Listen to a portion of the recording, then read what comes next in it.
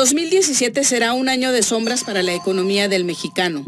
Iniciará con un aumento a la gasolina debido a la liberación de precios que autorizaron diputados y senadores. Al año podría llegar a 22.5% de incremento según estudios de Banamex.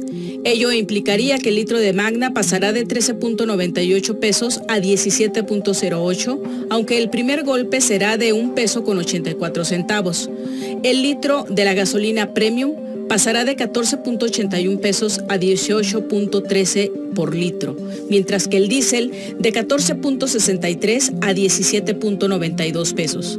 Todo ello repercutirá en un aumento a la inflación, un estancamiento en la economía que podría caer en la recesión, los empleos disminuirán y por la puerta de atrás se nos recetará un impuesto disfrazado a la luz bajo el nombre de Certificado de Energía Limpia. La consecuencia será un aumento a la energía de entre el 5 y el 8%. Todo esto sin contar con que las tasas de interés para los créditos aumentaron recientemente a un 5.75%. Es decir, el crédito es mucho más caro. En el caso de la gasolina, nos podríamos amparar en lo individual como ciudadanos o buscando hasta la Corte una acción colectiva. El resto de los aumentos será algo que comeremos, creámoslo o no. El abogado fiscalista, ex empleado de Banjico y ex procurador fiscal de la Federación, Gabriel Reyes Orona, desgaja el desolador panorama económico. Nos vamos a encontrar con una elevación de energéticos. Recordemos que no solamente la gasolina es relevante para la composición de los precios en el país. La gasolina es uno de ellos, pero la energía eléctrica es otro.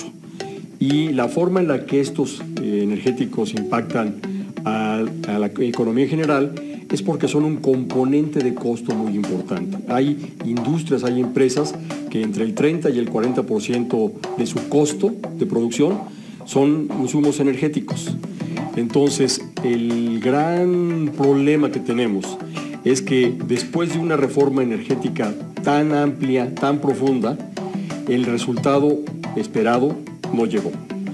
Y esto va a generar que, no obstante que haya habido un gran cambio en el marco energético, los precios de los insumos va a generar más inflación, que no solamente afecta el bolsillo de las personas como consumidores, sino de la industria en general, lo cual implica que el aparato productivo va a resentir una elevación de costos que tarde o temprano va a generar, primero, un estancamiento, y de ese estancamiento vamos a pasar a una contracción. Lo que hicieron fue simplemente simular estos impuestos bajo otros esquemas o instrumentos.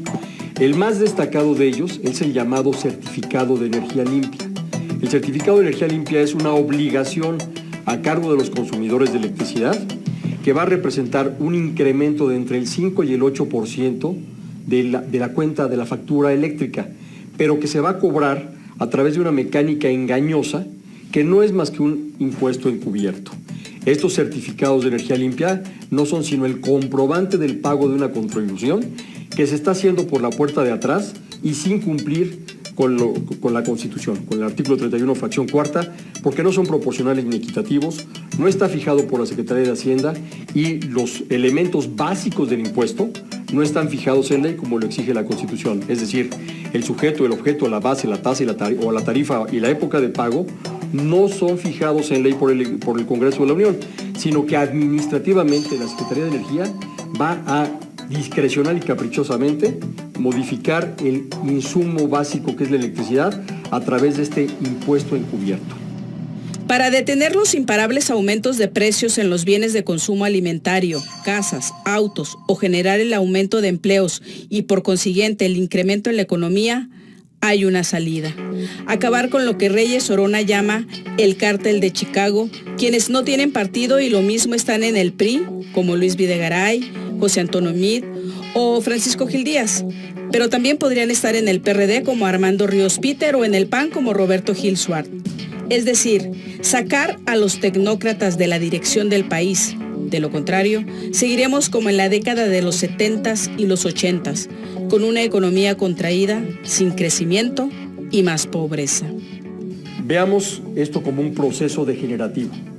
Desde 1982, que los economistas se apropiaron del sector financiero, este país no ha venido sino decreciendo, sino viviendo círculos recurrentes de crisis financieras, reconocidas o no reconocidas, del cual no hemos escapado en los últimos 30 años. Lo que está haciendo crisis hoy es el modelo tecnocrático. Luis Videgaray no es sino un producto de todo un proceso. Lo que México requiere es abandonar el modelo tecnocrático. Lo que México requiere es abandonar a los tecnócratas, que después de 30 años han demostrado su enorme incapacidad para provocar una mejor distribución de la riqueza, un crecimiento del aparato productivo y una estabilidad efectiva en la economía. Los tecnócratas, por la concepción que tienen, por la construcción conceptual que tienen, están impedidos para lograr esos objetivos. Todos estos tecnócratas que vinieron a experimentar con los mexicanos y que una y otra vez fracasaron con todos sus experimentos. El más reciente es Luis Videgaray, pero podemos analizar desde Silva Herzog hasta Luis Videgaray y nos vamos a encontrar que esto fue un gran laboratorio de experimentos fallidos.